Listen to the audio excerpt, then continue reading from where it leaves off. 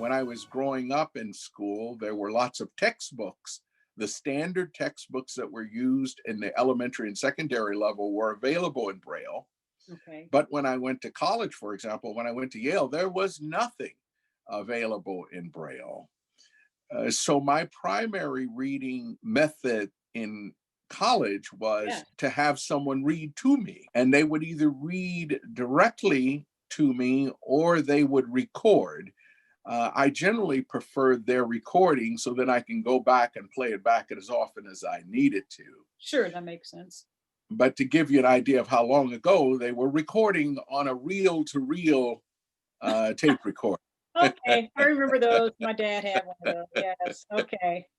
So I used a reel-to-reel tape recorder at Yale. I used a manual typewriter to type my assignments for the professors.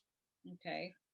So I had to have a reader to read stuff back to me after I typed it, to read it back to me to make sure it was what I intended, to correct any mistakes or anything of that sort. So at Yale, the majority of what I did was either audio and typewritten when I had to turn it in to the instructors. Mathematics That's what I was was going to better. get to. I was Yeah, going to ask you about math. How? mathematics was better in Braille, but nobody knew, including me, the advance. I needed to have it in Braille, but I didn't. I was involved in such advanced mathematics symbols Yeah. that in learning Braille, I did not know, what is the appropriate Braille combination to create the symbol. But it didn't matter because I was Brailing for myself. So I created my own symbols. Ah, you use your own dots and raised dots for your math symbols?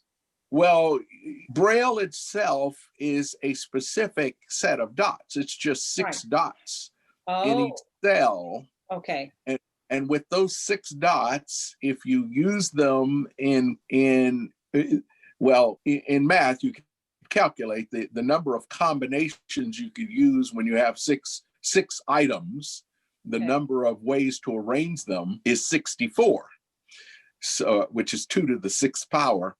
So there's 64 different ways to arrange these dots. So it's very limited.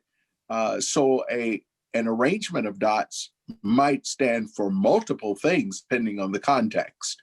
But as I said, since I was the only one going to be reading the material, I could just make up my own symbols.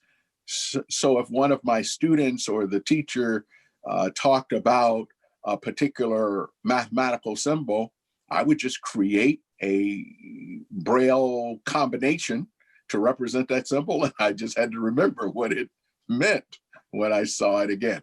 I think maybe a couple of times I got Braille books from the National Braille Press.